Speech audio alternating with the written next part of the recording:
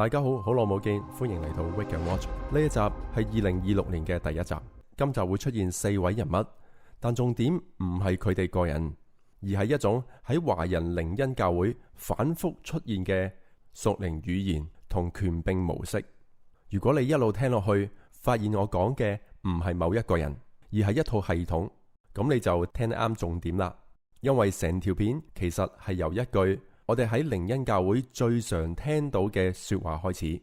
神同我講，呢一句話本身唔一定錯，聖經入面亦都有神向人說話嘅記載。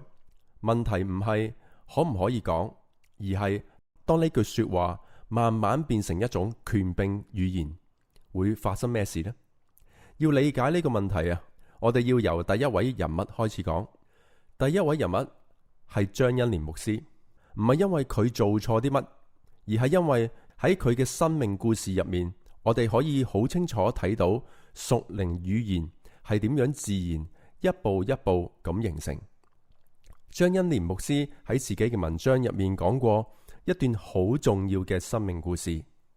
佢話細個俾爸爸離棄，後嚟信主，喺教會想揾一個屬靈父親，俾人拒絕，喺溫哥華牧會10年。教會又唔要佢，最後佢翻屋企，翻到台北靈糧堂，成為周神助牧師同周師母嘅兒子。佢用嘅唔係比喻，佢用嘅係呢啲字眼：屬靈父親、回家、兒子、被差派、遮蓋。另外，馬來西亞611靈糧堂嘅牧師仲寫過：爺孫情結，承接恩膏，得着遮蓋，成為兒子。呢啲唔係普通嘅感謝詞啊，而係一套反覆出現、彼此呼應嘅權柄語言。簡單講就係父、子、孫、權柄、繼承、差派。呢個就係點解以利亞喺呢啲圈子入面咁重要。唔係因為以利亞係先知，而係因為佢係權柄嘅源頭。我們母堂周神助牧師特別來到我們當中分享的信息，給我們很大的鼓勵。那周牧師講到以利沙怎麼跟隨以利亞嘛，好幾堂都是講以利沙跟隨以利亞。我諗係嗰陣時北角碼頭真係好多咁樣嘅以利沙，好多咁樣嘅新約入邊嘅瑪利亞啦，就跟住。Much later， 你好像以利亞，你好像以利亞。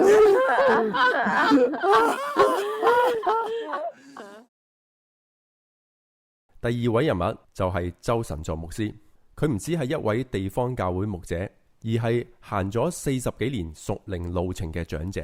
喺一次全球靈糧堂牧者聚集嘅盛會，佢好坦白咁樣分享，因為多年被標籤為靈恩派，反而唔敢公開講聖靈。佢形容自己同聖靈嘅關係，有時好似偷偷摸摸，甚至喺台上向聖靈講：求你赦免我。我本來想寫幾篇2、3篇，沒有想到會寫到60幾篇。而我越寫的時候，其實一方面感恩，一方面其實我也是再一次在神面前，也是特別在聖靈面前悔改。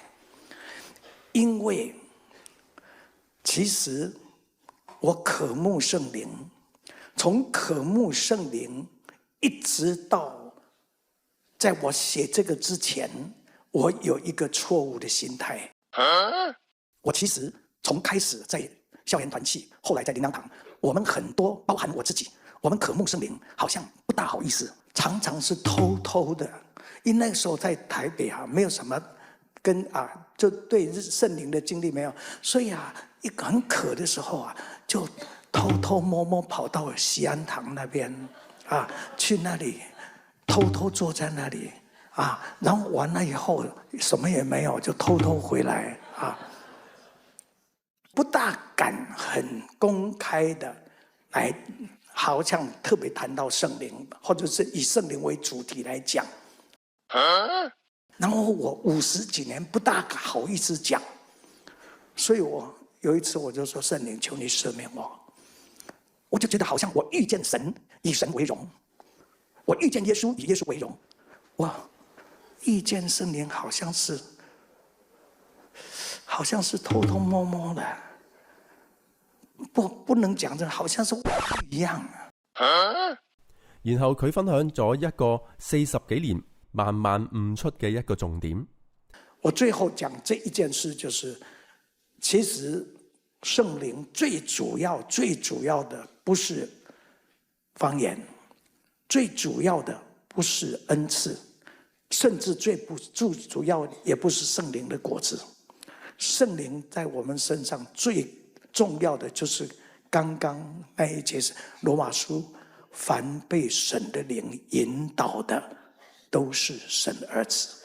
呢一句係成熟正統嘅屬靈反思，但正正喺呢度，我哋需要問一個問題：聖靈引導我同神對我講有冇分別？問題唔係周神助牧師有冇提醒我哋成熟，而係當教會實際運作嗰陣，係咪真係用呢套成熟標準去處理先知性權柄呢？嗱，就好似咁講，當一個基督徒話我覺得聖靈引導我咁樣做，佢其實喺度分享一個仍然可以被查驗、可以討論、可以再祈禱嘅領受。但係另一個基督徒咁講，神對我講你要點樣做，語氣就完全唔同啦。呢句說話好容易令到對方唔敢再問，唔敢再分辨，甚至唔敢再求問神。如果我哋回頭睇台灣靈糧堂嘅歷史，其實會見到一條好清晰嘅脈絡。喺2008年至2010年，比爾雷奇牧師 Bill Leckie 係被周神助牧師謝宏忠院長公開接納、公開背書嘅先知之一。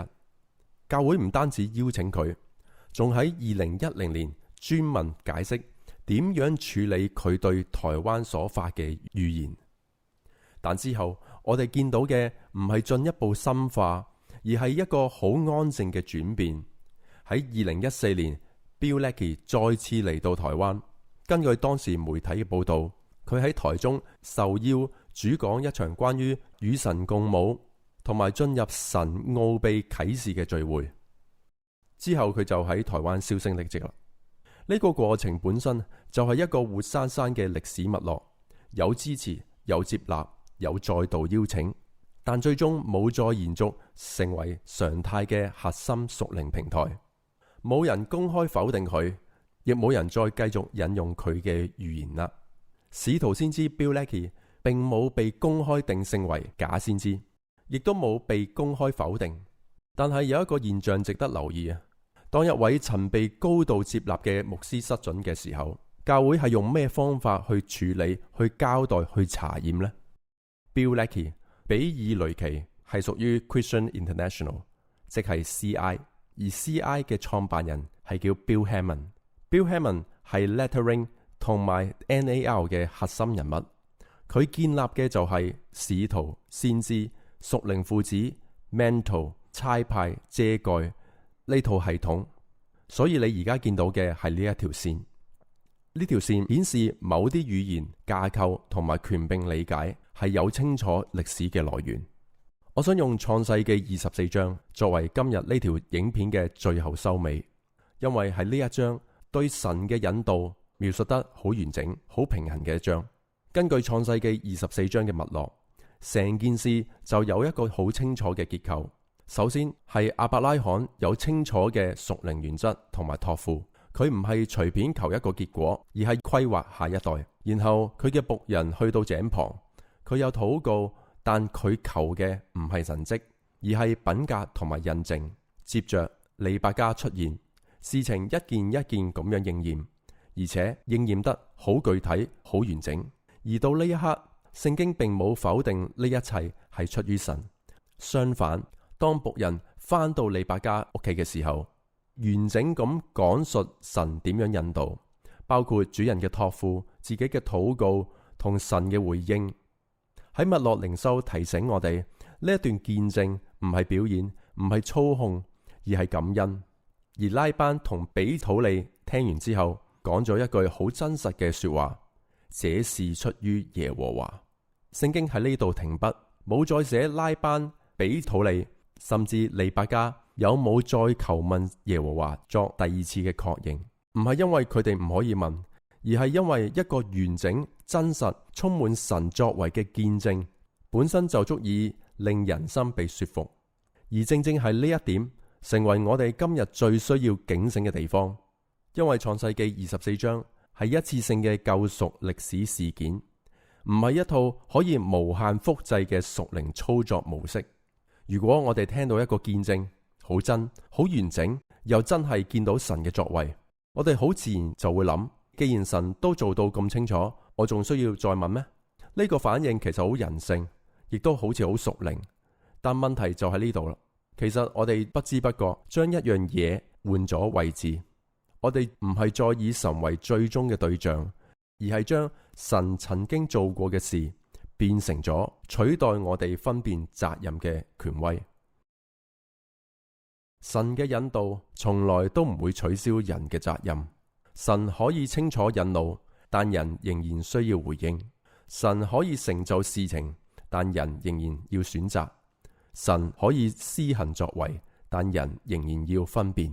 如果一個神嘅作為最後令我哋唔敢再問，唔敢再分辨，咁嗰個結果就已經偏離咗創世記24章想教我哋嘅方式。呢個先係我哋真正要守住嘅底線。今集就講到呢度先，多謝收看 Wake and Watch， 下集見。喺 NAR 入面，我哋要留意幾個叫 Bill 嘅使徒先知， Bill Hamon、Bill Johnson 同埋 Bill Leckie。